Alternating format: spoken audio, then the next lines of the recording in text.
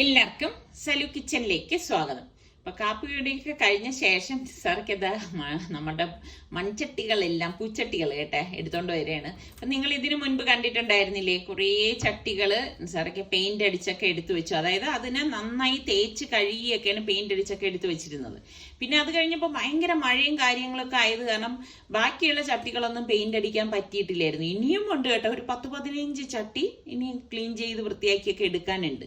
അപ്പൊ ഈ ഒരു ക്ലൈമറ്റ് ആയത് കൊണ്ട് തന്നെ അപ്പം എല്ലാം കൂടെ ഒരുമിച്ച് പറ്റത്തില്ല. പിന്നെ ഇതിനിടയിൽ എനിക്ക് കൈവേദനയും ഒക്കെ ആയത് കാരണം പിന്നെ അല്ലാതെ തന്നെ കുറച്ച് തിരക്കും കാര്യങ്ങളൊക്കെ ആയതുകൊണ്ട് പിന്നെ ഇതിനായിട്ടൊന്നും മെനക്കെട്ട് ഇറങ്ങിയിട്ടുണ്ടായിരുന്നില്ല. അപ്പൊ ഇനിയിപ്പം ഇതെല്ലാം ഒന്ന് സെറ്റ് ചെയ്തൊക്കെ എടുക്കണം. അപ്പൊ ഞാൻ നിസാറിക്കടുത്ത് പറയുന്നുണ്ട്, ഇനി നമുക്ക് കുറേ ചെടികൾ വാങ്ങിച്ചോണ്ട് ഒന്ന് എല്ലാം ഒന്ന് സെറ്റ് ചെയ്തെടുക്കണം. അപ്പൊ ഇത് വലിയ ചട്ടി ആയത് കൊണ്ട് തന്നെ ഒരുപാട് മണ്ണ് ഇതിനുള്ളിലേക്ക് കയറുക. അപ്പൊ മണ്ണ് മാത്രം ഇട്ടാൽ പോരല്ലോ, അത് വളമായിട്ട് മിക്സ് ചെയ്ത് സെറ്റ് ആക്കിയിട്ടൊക്കെ വേണം ഇതെല്ലാം ഇനിയിപ്പോ ഒന്ന് ഫില്ല് ചെയ്യാൻ. അപ്പൊ ബാക്കിയുള്ള ചട്ടിയൊക്കെ അനുസരിച്ച് പറഞ്ഞ് ഇതെല്ലാം ഞാനിപ്പോ പെയിന്റ് അടിച്ചെടുക്കുകയാണെന്ന് പറഞ്ഞിട്ടാണ് ഇതാ ഇവിടെ ഒന്ന് പെയിന്റ് അടിക്കുന്നത്. അപ്പൊ ഞാൻ നിസാറിക്കടുത്ത് പറഞ്ഞ് ഇന്ന് എന്തായാലും നമുക്ക് ചെടി വാങ്ങാനായിട്ട് പോകണം. അങ്ങനെ പറഞ്ഞൊക്കെ ഇരിക്കുന്ന നിസാറിക്കായി സമ്മതിച്ച്. ഇപ്പൊ ഇത് ഈ ചട്ടി എന്നൊക്കെ പറഞ്ഞ ഒരുപാട് വർഷം പഴക്കമുള്ളതാണ് കേട്ടോ. ഇത് എന്റെ വാപ്പ ഉണ്ടാക്കിയെടുത്ത ചട്ടിയാണ് കേട്ടോ, മോൾഡ് വെച്ചിട്ട്. അപ്പൊ അതുകൊണ്ട് തന്നെ ഈ ചട്ടി കാണുമ്പോൾ ഒരുപാട് ഓർമ്മകൾ എനിക്കുണ്ട്. ഞാൻ പറഞ്ഞില്ലേ, ഒരുപാട് വർഷം പഴകിയ ചട്ടിയാണ്, നല്ല വെയിറ്റുമാണ്. ഇപ്പോഴത്തെ ചട്ടികൾ പോലെ അല്ല, അതുകൊണ്ടാണ് ഇതാ ഇപ്പം നല്ല ബലത്തിന് തന്നെ ഇപ്പോഴും ഇരിക്കുന്നത്. പിന്നെ ഇത് എല്ലാം കൂടി ഒരുമിച്ച് ഇനിയിപ്പൊ പെയിന്റ് അടിയും എല്ലാം കൂടെ നടക്കുമെന്നൊന്നും അറിയത്തില്ല. അപ്പൊ നിസാറിക്ക് ഞാൻ അതിനിടയ്ക്ക് ക്ലൈമറ്റ് ഇങ്ങനെ ചേഞ്ച് ആയി വരുന്നതുകൊണ്ട് നമുക്കൊന്നും ചെയ്യാനും പറ്റത്തില്ല കേട്ടോ. ചിലപ്പോൾ നല്ല വെയിലായിരിക്കും, ചിലപ്പോൾ മഴയായിരിക്കും. ഈ വെയിലുള്ള സമയത്ത് ഇതൊക്കെ ചെയ്യാന്ന് എഴുതി കഴിഞ്ഞാൽ നമുക്ക് ചിലപ്പോൾ വേറെന്തെങ്കിലും തിരക്കും കാര്യങ്ങളൊക്കെ ആയിരിക്കും. അപ്പം നമ്മൾ എന്തെങ്കിലും ഒരു കാര്യം ചെയ്യണമെങ്കിൽ അതിൽ കോൺസെൻട്രേഷൻ കൊടുത്ത് ചെയ്യുമ്പോഴേ ആ സംഭവം നീറ്റ് ആവത്തുള്ളൂ. അപ്പൊ നിസാറിക്കാണെങ്കിൽ എല്ലാം നല്ല പെർഫെക്റ്റ് ആയിട്ട് ഇരിക്കുകയും വേണം. അതുകൊണ്ടാണ് ഇങ്ങനെ കുറേശ്ശെ സമയം കിട്ടുന്ന അനുസരിച്ച് ചെയ്യുന്നത്. അപ്പൊ ഞാൻ കുറച്ചു നേരം ഇതൊക്കെ ഇങ്ങനെ നോക്കി നിന്നു. പിന്നെ ഇനിയിപ്പം നിന്നാൽ ശരിയാവത്തില്ല. അപ്പൊ നേരെ ഞാൻ കുക്ക് ചെയ്യാനായിട്ട് അടുക്കളയിലേക്ക് വന്നു. അപ്പൊ ഇന്നിപ്പൊ ഞാൻ സിമ്പിൾ ആയിട്ടുള്ള ലഞ്ചാണ് തയ്യാറാക്കുന്നത്. ഞാൻ എപ്പോഴും പറയത്തില്ലേ, ഞാൻ അരി പ്രഷർ കുക്കറിലാണ് വേവിക്കുന്നത്. കുക്കറിൽ കുറച്ച് വെള്ളം ഒഴിക്കും, പിന്നെ കലത്തിൽ അരിയും വെള്ളവും കൂടി ചേർത്ത് അടച്ച ശേഷം കുക്കറിന്റെ മൂടി ഇതുപോലെ ക്ലോസ് ചെയ്തിട്ട് വെയിറ്റ് ഇട്ടിട്ട് ഒരു അരമണിക്കൂർ കേട്ടോ, മീഡിയം ഫ്ലെയിമിലെല്ലാമാണ് വെച്ചെടുക്കുന്നത്. അപ്പം നല്ല അയല മീൻ കിട്ടിയായിരുന്നു. അപ്പം ഞാൻ വിചാരിച്ചു ഇന്ന് ഫ്രൈ ചെയ്യാം, കറിയും വെക്കാം. അപ്പം നമ്മൾ രണ്ടുപേര് മാത്രമായതുകൊണ്ട് സത്യം പറഞ്ഞാൽ മീന് അധികമാണ് കേട്ടോ. ഇപ്പൊ ഞാൻ എങ്ങനെയാന്ന് വെച്ചാൽ ഒരു പ്രാവശ്യം കറി വെച്ച് കഴിഞ്ഞാൽ അതിന് ഇപ്പൊ രാവിലെ നമ്മളിപ്പോ കറി വെക്കുകയാണെങ്കിൽ രാത്രി ആവുമ്പോഴേക്കും ഒന്ന് തിളപ്പിക്കും. പിറ്റേ ദിവസവും ഈ രാവിലെ ആകുമ്പോൾ ആ കറി അങ്ങ് തിളപ്പിക്കും. മീൻകറി ഞാൻ അങ്ങനെ ഫ്രിഡ്ജിലേക്ക് വെക്കത്തില്ല കേട്ടോ. ഫ്രിഡ്ജിൽ വെച്ച് കഴിഞ്ഞാൽ മീൻകറിക്ക് അത്ര ഒരു ടേസ്റ്റ് ഒന്നും ഉണ്ടാവത്തില്ല. അപ്പം അങ്ങനെ തിളപ്പിച്ചെടുക്കുമ്പം ശരിക്കും മീന് നമ്മൾ വയ്ക്കുന്ന അന്ന് കഴിക്കുന്നതിൽ നിന്ന് ടേസ്റ്റ് കൂടുതലാണ് പിറ്റേ ദിവസം കഴിക്കുമ്പം. അത് നല്ല പുട്ടും കൂട്ടി കഴിക്കാൻ എന്തൊരു ടേസ്റ്റ് ആണെന്നറിയാമോ? നിങ്ങൾക്കൊക്കെ എങ്ങനെയാണ് മീന് പുട്ടിൻ്റെ കൂടെ മീൻകറി കഴിക്കുന്നത് ഇഷ്ടമാണോ? ചിലർക്ക് ഇങ്ങനെ ഈ പലഹാരത്തിന്റെ കൂടെ മീൻകറി ഒന്നും കഴിക്കുന്നത് വലിയ പ്രിയമുള്ളവരൊന്നും ഉണ്ടാവത്തില്ല അല്ലേ. പിന്നെ എനിക്കാണെങ്കിൽ ഭയങ്കര ഇഷ്ടമാണ് കേട്ടോ അരിപ്പുട്ടും മീൻകറിയും. അപ്പൊ ഞാൻ ഇതാ മീനെല്ലാം ഒന്ന് വെട്ടി കഴുകി എടുക്കുകയാണ്.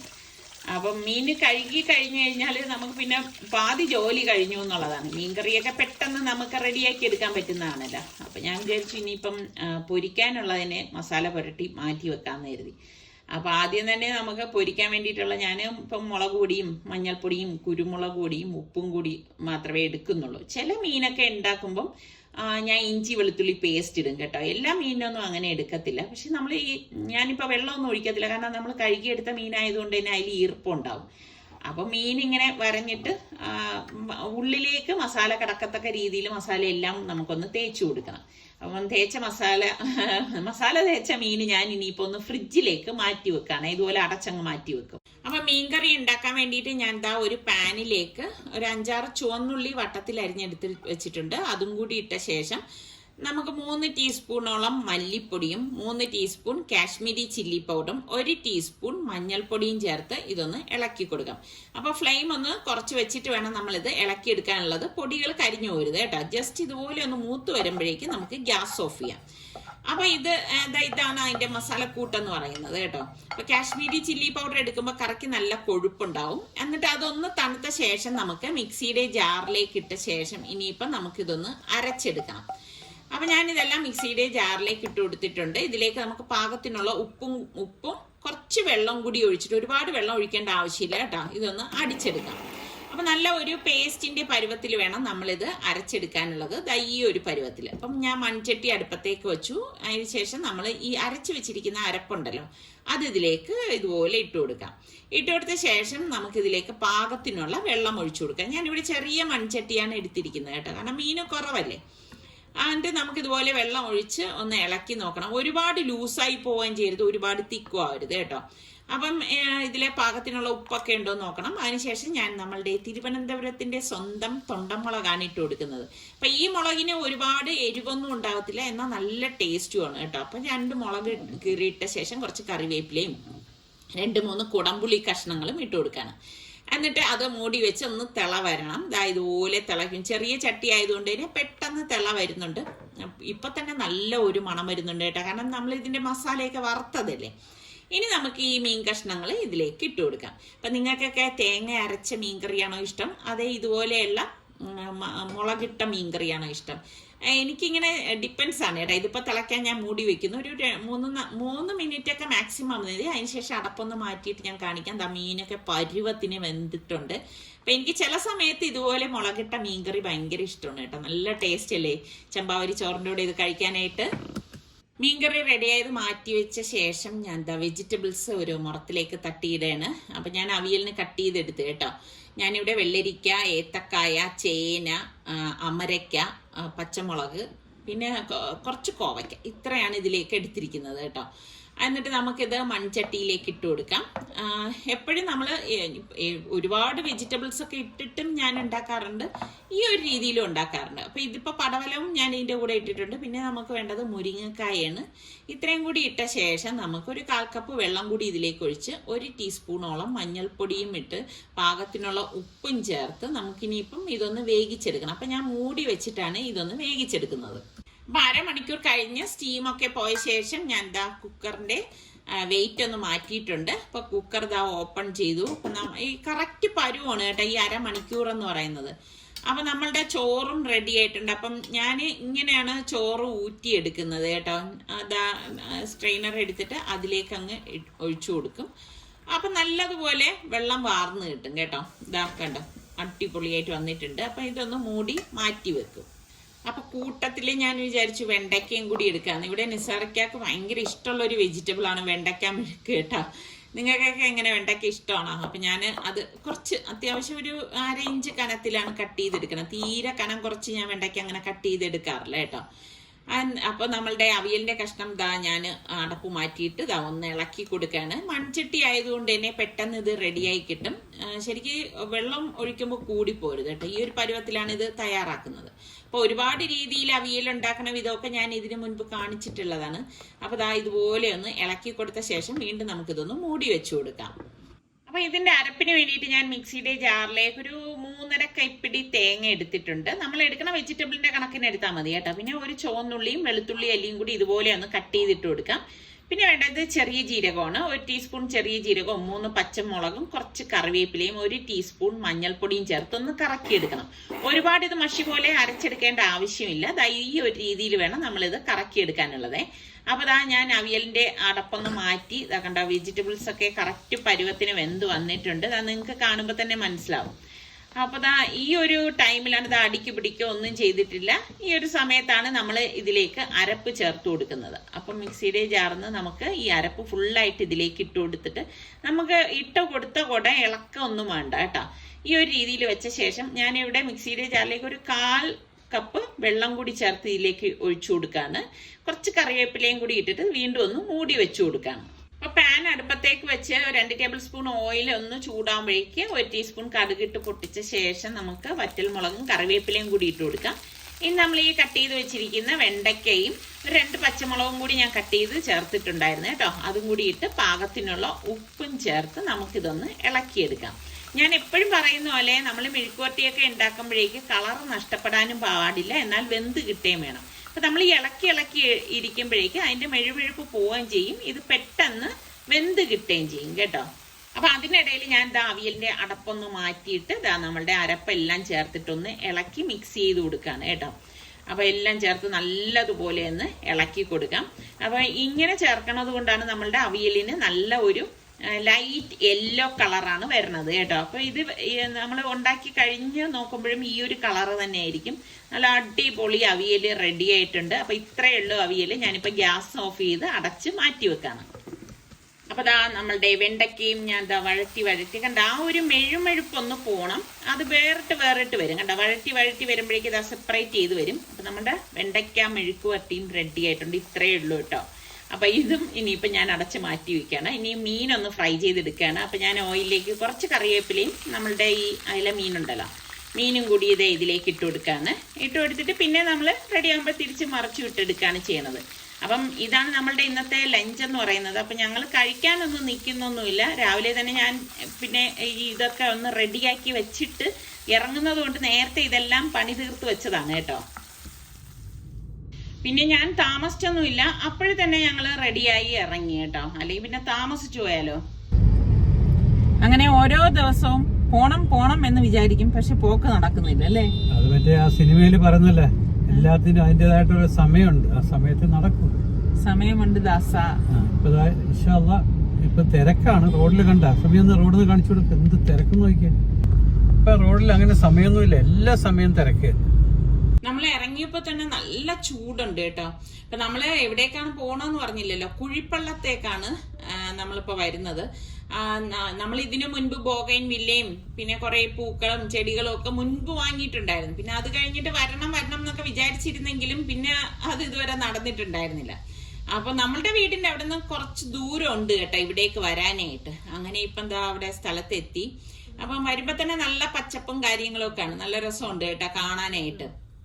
പിന്നെ താഴെയാണ് ചെടികളും മറ്റുമൊക്കെ ഉള്ളത്. പക്ഷെ നമ്മൾ അന്ന് വന്ന് കണ്ട അത്രത്തോളം ചെടികളൊന്നും ഞാനിപ്പം ഇങ്ങനെ ഒറ്റനോട്ടത്തിൽ നോക്കുമ്പോൾ കാണുന്നില്ല കേട്ടോ. അപ്പം പിന്നെ ഈ ഓരോ ക്ലൈമറ്റിന്റെ ഒക്കെ അനുസരിച്ചായിരിക്കാം നമ്മളെപ്പോഴും വരുന്നതും അല്ലല്ലോ. അങ്ങനെ ഇപ്പം നമുക്ക് കാർ പാർക്ക് ചെയ്യണം. കാറൊക്കെ പാർക്ക് ചെയ്ത ശേഷമാണ് വന്ന് നോക്കാനുള്ളത്.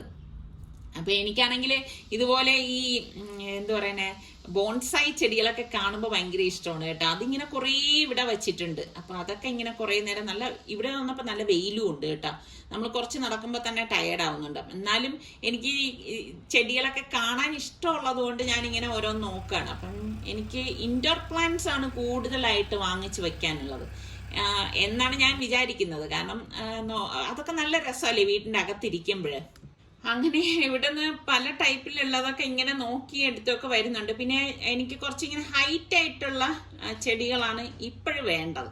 അപ്പം പൂക്കളൊന്നും അധികം ഇല്ലാന്ന് ഞാൻ പറഞ്ഞില്ലേ. പിന്നെ നമ്മളുടെ ഈ ചൈന ഡോൾ ഉണ്ടല്ലോ, അതാണ് എനിക്ക് ഇഷ്ടപ്പെട്ടത് കേട്ടോ. അപ്പം അതിൽ നിന്ന് ഇടയിൽ തിരഞ്ഞെടുക്കണം. പിന്നെ അത് ചെടി വാങ്ങിച്ചപ്പോൾ അതിന് വെക്കാനുള്ള ഒരു പോട്ടും കൂടി വേണമല്ലോ. അപ്പൊ നമ്മൾ അന്ന് കുറച്ച് പോട്ട് വാങ്ങിച്ചത് നിങ്ങൾ ഓർക്കുന്നുണ്ട്, പക്ഷെ അത് ഇതിനൊന്നും മാച്ച് ആവത്തില്ല. അങ്ങനെ ഇവിടെ വന്നപ്പോഴേക്കും നല്ല സ്ക്വയർ ടൈപ്പിലുള്ള പോട്ട് ഇവിടെ ഉണ്ട്. അപ്പൊ ഇത് കണ്ടപ്പോൾ നല്ല വെറൈറ്റി ആയിട്ട് തോന്നി. അപ്പം അതും പല സൈസിലുണ്ട്. പക്ഷെ നമ്മൾ വാങ്ങിയ ചെടി ഇതിലൊക്കെ കൊള്ളോന്നുള്ള കാര്യം ഇത് ഒന്നിൽ വാങ്ങി താഴെ കൊണ്ടുപോയി കഴിഞ്ഞാലേ അറിയാൻ പറ്റത്തുള്ളൂ. ചെടി താഴെയാണ് വെച്ചിരിക്കുന്നത് കേട്ടോ. അങ്ങനെ എന്തായാലും കുറച്ച് പോട്ട് ഇവിടെ നിന്ന് എടുത്തു. ഇനിയിപ്പോൾ താഴെ ചെന്ന് നോക്കുമ്പോൾ അറിയാം ഇതൊക്കെ പാകമാണോ അല്ലയോ എന്നുള്ള കാര്യം. അങ്ങനെ ഇതെല്ലാം എടുത്തിട്ട് പിന്നെ നമ്മൾ ഞാൻ നോക്കിയപ്പോഴേക്ക് ഇവിടെ ഈ എന്താ പറയുക ഇൻഡോറിൽ തന്നെ വെക്കുന്ന കൊച്ചു കൊച്ചു പോട്ടുകളൊക്കെ ഉള്ള ആ ഒരു ഏരിയയിലേക്ക് വന്നു കേട്ടോ. അപ്പം ഞാൻ വിചാരിച്ചു ഹാങ് ചെയ്യുന്നത് നല്ലതുണ്ടെങ്കിൽ വാങ്ങിക്കാമെന്ന് കരുതി. അപ്പം എൻ്റെ മനസ്സിലൊരു കണക്കൂട്ടലുണ്ട്, പക്ഷെ ആ ഒരു ടൈപ്പിലുള്ളത് ഹാങ് ചെയ്യുന്നതില്ലായിരുന്നു. പിന്നെ ലക്കി ബാമ്പു ഇത് നമ്മുടെ സുൽത്താൻ വാങ്ങി വെച്ചിട്ടുണ്ടായിരുന്നു കേട്ടോ അവിടെ ബാംഗ്ലൂരിൽ. അപ്പം എനിക്ക് അത് വേണം എന്ന് പറഞ്ഞ് ഞാൻ അത് വാങ്ങിയിട്ട് പിന്നെ എനിക്ക് ഈ പറഞ്ഞ മാതിരി ഈ ബോൺസായി ചെടി കണ്ടിട്ട് മതി വരുന്നില്ല കേട്ടോ. അത് കുറച്ച് നേരം വീണ്ടും അവിടെയൊക്കെ വന്നു ഇതെല്ലാം നോക്കി. നല്ല രസമുണ്ട് കേട്ടോ കാണാനായിട്ട്. നല്ല വിലയുമാണ് കേട്ടോ. ഓരോന്നിന്റെ പുറത്ത് അതിന്റെ വിലയൊക്കെ എഴുതി വെച്ചിട്ടുണ്ട്. പക്ഷെ ഇങ്ങനെയൊക്കെയുള്ള പ്ലാന്റുകളൊക്കെ കാണാൻ നല്ല രസമാണ്. വീട്ടിലൊക്കെ വെക്കുകയാണെങ്കിൽ നല്ല ഭംഗിയായിരിക്കും കേട്ടോ. അപ്പൊ ഞാൻ അതൊക്കെ ഇങ്ങനെ നോക്കാണ്. കുറേ ഇങ്ങനെ നടന്നു നോക്കാനാണെങ്കിൽ കുറേ ഉണ്ട് കേട്ടോ ചെടികൾ. പക്ഷെ ഭയങ്കര ടയേർഡാവണം. അപ്പം അതിനിടയിൽ നമ്മളുടെ ഒരു വ്യൂവറിനെ കണ്ടതാണ്. അപ്പൊ അവരുടെ അടുത്ത് വിശേഷം ഒക്കെ പറഞ്ഞ ശേഷം ഇതാ വാങ്ങിയ നമ്മുടെ ലക്കി ബാമ്പു ഉണ്ടല്ലോ, ഞാൻ എവരുടെയിലൊന്നും കൊടുത്തില്ല കേട്ടോ, അത് ഞാൻ എന്റെ കയ്യിൽ തന്നെ കൊണ്ടുവന്നു. കാരണം അത് പൊട്ടുന്ന പോട്ടാണേ. പിന്നെ പോട്ടിന്റെ അകത്തൊക്കെ ഇടാൻ വേണ്ടിയിട്ട് ക്ലേ ബോൾ വാങ്ങിയായിരുന്നു കേട്ടോ. അവിടെ ചെറിയ ക്ലേ ബോളേ ഉണ്ടായിരുന്നുള്ളൂ, വലുതുണ്ടായിരുന്നില്ല കേട്ടോ. പിന്നെ ഉള്ളതാവട്ടെ എന്ന് എഴുതിയിട്ട് അത് എടുത്തു. അതൊരു 3-4 പാക്കറ്റ് ഇതുപോലെ വാങ്ങിച്ചായിരുന്നു. അപ്പൊ ഞങ്ങൾ ഈ ചെടികളെല്ലാം കൊണ്ടുവരാൻ വേണ്ടി പിക്കപ്പ് അന്വേഷിച്ചപ്പോഴേക്കും അപ്പൊ പിക്കപ്പ് ഒന്നും അവിടെ അവൈലബിൾ അല്ല. പിന്നെ ഞങ്ങൾ ഇതാ വലിയൊരു സാഹസത്തിന് മുതിർന്ന് എല്ലാം കൂടിയിട്ട് കാറിലേക്ക് കയറ്റിയിട്ടാ. നിസാർക്കാണെങ്കിൽ ഒട്ടും ഇഷ്ടപ്പെടുന്നില്ല കേട്ടോ. കാരണം ഞാൻ ഇതെല്ലാം ചെടികളെല്ലാം കൂടി കാർ കയറ്റി കാർ നശിപ്പിക്കുന്നെന്നൊക്കെ പറഞ്ഞിട്ട് നിസാർക്കാക്ക് ഇനിയിപ്പോ ഇരിക്കാനുള്ള സ്പേസ് മാത്രമേ ഉള്ളൂ. അപ്പൊ ഞാൻ പറഞ്ഞു ഒന്ന് അഡ്ജസ്റ്റ് ചെയ്ത് പോവാന്ന് പറഞ്ഞു. ഇപ്പൊ നിസാർക്ക് പറഞ്ഞു വേണ്ടാത്ത അനാവശ്യ കാര്യങ്ങളാണ് ഈ ചെയ്യുന്നതെന്നൊക്കെ പറഞ്ഞ് എന്നെ ഒത്തിരി വഴക്കൊക്കെ പറയുന്നുണ്ട് കേട്ടോ ഇതിന്റെ ഇടയിൽ. അപ്പൊ എന്തായാലും ഇതിൽ ഏതൊക്കെ ചെടികൾ വെച്ചിട്ടുള്ളതെന്നുള്ളത് ഞാൻ വീട്ടിൽ ചെന്നിട്ട് കാണിച്ചു തരാം കേട്ടോ. അപ്പൊ ഇങ്ങനെ ഓടിക്കുമ്പോഴേക്കും സാർക്ക് പറയണ്ടേ ഇനി ബാക്കിൽ നിന്ന് എന്തെങ്കിലും വണ്ടികൾ വന്നാൽ പോലും എനിക്ക് കണ്ടുകൂടാ, വെറുതെ ഇതാണ്. അപ്പൊ ഞാൻ പറഞ്ഞു ഇവിടെ ഇപ്പൊ പിക്കപ്പ് ഇല്ലാഞ്ഞിട്ടല്ലേ നമുക്ക് ഇങ്ങനെ എഴുത്. അപ്പൊ എനിക്കാണെങ്കിൽ നമ്മൾ വാങ്ങിയ ചെടിയും ഇല്ല. അപ്പൊ അവിടെ വെച്ചിട്ട് അവരെടുത്ത് കൊടുത്തു വിടാൻ പറഞ്ഞാൽ എനിക്ക് അത് അത്ര പോരാ കേട്ടാ. അപ്പൊ അതുകൊണ്ടാണ് ഞാൻ പറഞ്ഞ വാങ്ങിയ ചെടികളെല്ലാം നമുക്ക് വണ്ടിയിൽ ഒന്ന് അഡ്ജസ്റ്റ് ചെയ്ത് ഇരിക്കണം എന്നല്ലേ ഉള്ളൂ. സാറിക്കാക്ക് ഇങ്ങനെ ഈ വണ്ടിയിലൊന്നും ഇങ്ങനെ ലോഡ് കയറ്റുന്നതൊന്നും ഒട്ടും ഇഷ്ടമുള്ള ആളൊന്നും അല്ല കേട്ടാ. എന്തായാലും നമ്മുടെ ഈ ഒരു കാറിൽ ഇപ്പൊ ആദ്യമായിട്ടാണ് ഇത്രയും ഒരു ലോഡുമായിട്ട് വരുന്നത്. ഇപ്പം വെളിയിൽ നിന്ന് നോക്കുന്നവർ ചോദിക്കുമ്പോൾ വലിയ ഒരു കാടിനെ പറിച്ചുകൊണ്ട് വരുന്നത് പോലെയാണ് കാറിന്റെ അകത്ത് ഞങ്ങൾ രണ്ടുപേരും മാത്രമാണ് ഇരിക്കുന്നത് കേട്ടോ. അങ്ങനെ വീടെത്തി. ആശ്വാസമായി കേട്ടാ. കാരണം എനിക്ക് ഇതിനിടയിൽ നിസാർക്കിടയിൽ നിന്ന് വഴക്ക് കേട്ട് വരായിരുന്നു. അപ്പൊ ദാ ഇവിടെ വന്ന വഴിക്ക് തന്നെ പിള്ളേരുണ്ടെങ്കിൽ പ്രശ്നമൊന്നുമില്ല കേട്ടാ. ഒന്നാമത് ഇപ്പൊ ടയേർഡായിട്ട് വരികയാണ്. ഞാൻ പറഞ്ഞില്ലേ വെളിയിൽ നല്ല ചൂടുണ്ടായിരുന്നു, അത്യാവശ്യം നല്ല ചൂട് തന്നെയായിരുന്നു. അതിന്റെ ഇടയിലാണ് ഈ ചെടിയും ഇട്ട് AC ഒക്കെ ഇട്ടിട്ടുണ്ടെങ്കിൽ നമുക്ക് ഭയങ്കര ഒരു ഈ മെന്റൽ സ്ട്രെസ് എന്ന് പറഞ്ഞാൽ അത് ഭയങ്കരമാണല്ലോ. ഡ്രൈവ് ചെയ്യുമ്പോഴേക്ക് ബാക്ക് ഒന്നും കാണാൻ പറ്റാത്ത രീതിയിൽ കണ്ടില്ലേ ഇതാ വലിയ വലിയ മരങ്ങളൊക്കെയാണ് എടുത്ത് വെളിയിൽ വെക്കണത്. ഇതുകൊണ്ടാണ് ഞാൻ തുടക്കം കാണിച്ചു തരാത്തത്. വലിയൊരു തോട്ടം തന്നെ ഈ കാറിൽ കയറ്റി എന്ന് പറയാം. കണ്ട ഓരോന്നോരോന്ന് അക്ഷയപാത്രം മാതിരി ഇറക്കി വയ്ക്കുന്നത് കണ്ണു വെച്ചുകളയല്ലേ ആരും. അപ്പൊ ഇതൊക്കെയാണ് നമ്മളുടെ ഇന്നത്തെ വിശേഷങ്ങൾ എന്ന് പറയുന്നത്. അപ്പം നമ്മളുടെ ചാനൽ സബ്സ്ക്രൈബ് ചെയ്യാത്ത ആരെങ്കിലും ഒക്കെ ഉണ്ടെങ്കിൽ ഇഷ്ടപ്പെട്ടാൽ സബ്സ്ക്രൈബ് ചെയ്യണേ. അടുത്ത് നമുക്ക് നല്ല റെസിപ്പിയോ അടിപൊളി വ്ളോഗായിട്ടൊക്കെ കാണാം. അതുവരയ്ക്കും എല്ലാവർക്കും ബൈ.